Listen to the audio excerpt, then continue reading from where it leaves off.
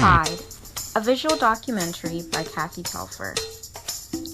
The history of Central Florida, like many communities, includes diverse populations of people who have been traditionally marginalized or denied complete access to certain opportunities and rights, preventing them from full social integration into their home communities. These groups are often ignored for the purposes of maintaining perceived norms. It has become clear that one marginalized group, the LGBTQ community, has made much headway in fighting for a more inclusive culture that provides acceptance in being out.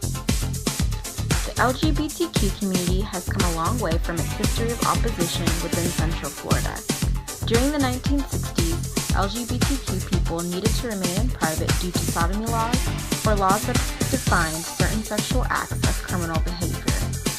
Most community members who identified as LGBTQ met at someone's house or in a smaller public location only known by word of mouth due to fear of safety from local ordinances. Author Thomas Chapman explained in his article, Queering the Political Economy, Anti-Discrimination Law and the Urban Regime in Orlando, Florida, that though Greater Orlando has a sizable gay and lesbian population, when it comes to promoting social change, local activists generally concede that prior to 2000, Orlando's queer community had been largely invisible. Sodomy laws that created this need for privacy eventually targeted all homosexual acts as illegal. Orlando ordinances were created to forbid cross-dressing, a gender identity expression often participated in by queer people. These laws created a skewed view of LGBTQ people in Central Florida by making their expressions of love and individuality taboo to the extent of being seen as unsafe or illegitimate. The laws dehumanized this community by taking away equal opportunity freedoms of self-expression. In 1973, the U.S. Supreme Court voted to uphold Florida's sodomy law, describing homosexual acts as an abominable and detestable crime against nature. Thus, a need was created for LGBTQ people to move away from hiding in the shadows and take back control in their home communities from the limitations placed on them by legislators and anti-gay groups determined to prevent integration. Once prominent places started to open up in Central Florida, such as Disney World and Florida Technological University, the population expanded, bringing more people who identified as LGBTQ to the area. On February 16, 1976, Florida Technological University, later to become the University of Central Florida, gave formal recognition to the Gay Student Association, or GSA, making it the first GLBT organization in Central Florida. Today, the University of Central Florida even has a lounge on campus for LGBTQ students and allies, known as Pride Commons. Students can use the center as a place to find resources, community, hang out, or study. It is open to students of all genders and sexual orientations. Disney World also made a huge impact on the openness and perceptions of LGBT people. With its opening in 1971, more room was made for LGBTQ+ people to feel included. Thomas Chapman acknowledges that Disney was one of the first places to ban employee discrimination based on sexual orientation, even providing healthcare and other benefits to workers and their same-sex partners. In October of 1991, Disney would hold its first Gay Day, where couples and their families could come and experience the park free of judgment or watching eyes. The first Gay Day at Disney World was a loosely organized grassroots event created by Doug Swallow and other members of Kampuhu, or Orlando's first gay bulletin board system. The day comprised over 3,000 gay and lesbian people in attendance with their red shirts. The red shirts were worn as a symbol to make gay and lesbian community members' presence more recognizable at the happiest place on earth. Gay Days became a stepping stone for LGBTQ+ persons by allowing visibility and being out through their bright red shirts, making a statement at one of the most recognized places in the world. The first flyer that advertised the Disney Gay Days were posted in local bars with the tagline, Wear Red and Be Seen. Adult gays and lesbians were able to fulfill childhood dreams by reclaiming youthful innocence, lost to fears and homophobia.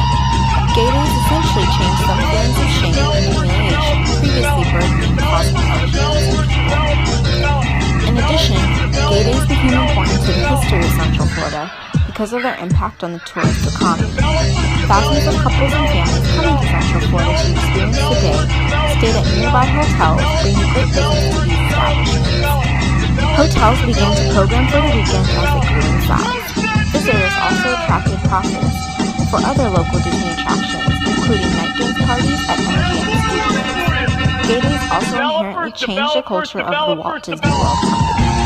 Prior to 1984, the image of Disney World matched its creator, Walt Disney, in leaning towards right-wing conservative family values. However, new CEO Michael Eisner diversified Disney's image by breaking away from old traditions and going after Disney's first R-rated movies, along with urban redevelopment. By 1995, healthcare benefits were given to Disney employees in same-sex relationships, and Disney Gay Days have grown to having over 30,000 attendees. Although Disney previously denied involvement in the arrangement of Gay Days, the company was faced with enormous pressure by conservative critics to respond. The company decided to embrace the gay and lesbian community by allowing Gay Days to continue and telling opponents that the event could not destroy the legacy or brand of Walt Disney World. Essentially, Gay Days paved the way for Disney World to come out. This support of the LGBTQ community by such a large and beloved company made it possible for the mentality about gay people to begin to change. Disney made a statement that basically said, if we can accept this community, then so should you. Another large event that takes place in October of each year is the Come Out With Pride Parade. October was chosen as the month for the parade because it aligns with the National Gay and Lesbian Month and National Coming Out Day on October 11th. According to their website, the Come Out With Pride Parade works in many ways to foster cohesiveness that erodes some of the exclusion felt in previous years when the LGBTQ community first became prominent in Central Florida. Their mission is to create an environment that encourages LGBTQ people to live openly and honestly within their sexuality and educate the wider community about their cultural heritage. Come Out With Pride works to eradicate accepted prejudices simply for the reasons of sexual orientation and gender identity. Most importantly, in the movement away from oppression and marginalization, the parade provides an open space for tolerance, support, and communication for the community and its allies. The official Come Out With Pride parade was started in 2005 here in Orlando, Florida, taking place in the downtown area.